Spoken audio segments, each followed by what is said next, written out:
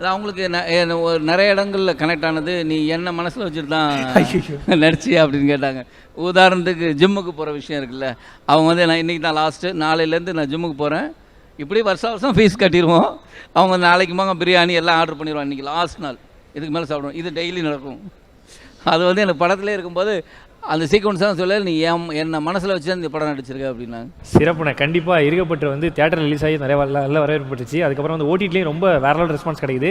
நம்ம பேசின படத்தை பற்றி மக்கள் எல்லாரும் உங்கள்கிட்ட சில கேள்விகள் வெயிட் பண்ணுறாங்க. தாராளமாக.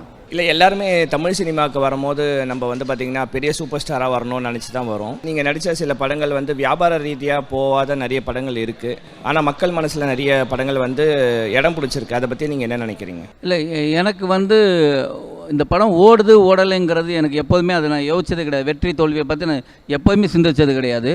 அதுவும் லாஸ்ட்டாக தான் இப்போ நான் கொஞ்ச நாள் சொல்கிறேன். என்னென்னா, என்னோடய படம் வெற்றி அடையணும்னு. ஏன்னா நான் அப்படி ஒரு நல்ல கதைகளோடு இருக்கிறாங்க, அந்த கதைகள்லாம் படமாக்கப்படணும்.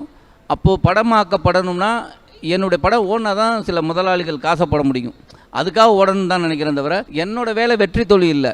நான் அந்த கதாபாத்திரத்தை கரெக்டாக பண்ணியிருக்கேன்னா பழைய நான் நடிப்பை மட்டும்தான் பார்க்குறேன். நான் அதை பற்றி யோசிக்கிறது இல்லை. அப்புறம் எல்லாரும் சூப்பர் ஸ்டாராக ஆகணும் மனசில் இருக்காங்களா எனக்கு தெரியாது. நான் ஆக்டர் ஆகணும் மட்டும்தான் என் மனசில் இருக்குது. இப்போயும் இருக்குது, எப்போயும் இருக்கும். Thank you so much. Hello sir. அந்த கேரக்டர் பார்த்தீங்கன்னா ஓன் பிஸ்னஸ் பண்ணணுன்னு தான் அவரோட ஐடியாவே. ஆக்சுவலாக அவருக்கு வேலைக்கு போகிறதே பிடிக்கல. பட் வந்து அவருக்கு ஒரு சப்போர்ட் கிடைச்சோன்னே அந்த பிஸ்னஸ் ஸ்டார்ட் பண்ணுறாரு. நீங்கள் என்ன நினைக்கிறீங்க? ஆக்சுவலாக தனியாக இருந்து பண்ண முடியுமா, இல்லைனா கம்பல்சரி ஒரு சப்போர்ட் தேவை தான் அப்படின்னு தான் க்ரோத் ஆக முடியும், அந்த மாதிரி நினைக்கிறீங்களா? லைஃப்பில் வந்து நம்ம செய்கிற வேலைகள் தனியாக இருக்கலாம், ஆனால் யாரோட சப்போர்ட் இல்லாமல் இல்லை. சப்போர்ட்டுங்கிறது வந்து மாரல் சப்போர்ட். அது எப்படின்னா, ஒரு ஊக்கம் சார் நல்லா பண்ணுறீங்க அப்படின்னு சொல்கிறதே சப்போர்ட் தான். அவ்வளோதான். பொருள் கொடுக்கறது அப்படின்லாம் இல்லை. கண்டிப்பாக நமக்கு நம்ம நண்பர்களாக இருக்கலாம், அப்பா அம்மாவாக இருக்கலாம், மனைவியாக இருக்கலாம், மகளாக இருக்கலாம், பையனாக இருக்கலாம், யாராவது ஒரு சப்போர்ட் நம்ம இந்த உலகத்தில் யாராவது ஒருத்தர் கொடுப்பாங்க.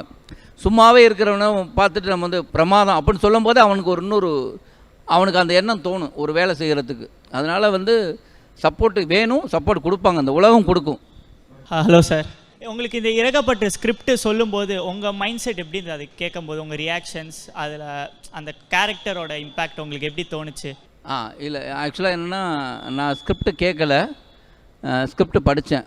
ஏன்னா யுவராஜ் வந்து எனக்கு, நான் மைனா முடித்தவனை இதே ஏவிஎம்மில் இதே இடத்துல தான் அவனை நான் மீட் பண்ணேன். அவனோட படம் வந்து இல்லை அந்த தேட்டரில் வந்து ப்ரிவியூ பார்த்தேன், போட்டி.